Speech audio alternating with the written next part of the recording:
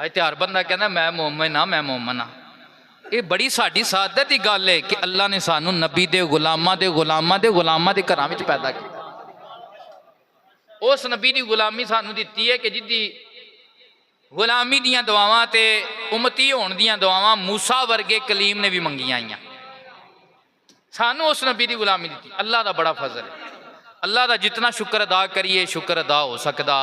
दुआ करो जे मोमना घर पैदा किया सू मारे भी मोमना के घर, उठावे भी मोमना विच।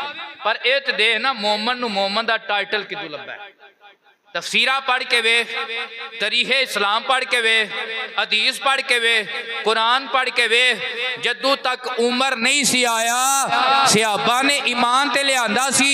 अमीरे हमजा भी ईमान लियांदा सी, हजरत अबू बकर ने भी ईमान लियांदा सी, ज़ैद बिन हारिसा ने भी ईमान लियांदा सी, मौला अली ने भी ईमान लियांदा सी। पर मोमिन दा टाइटल कुरान विच मुस्लिम है। मोहम्मद का टाइटल अल्लाह ने उदों अता फरमाया जदों हताब दा पुत्र उमर हजूर दा गुलाम बन के आया।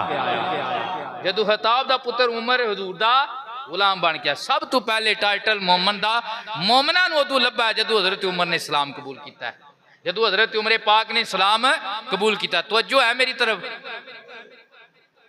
कितने भी सहाबा ने कमो बे 1.25 लाख सारे हजूर दे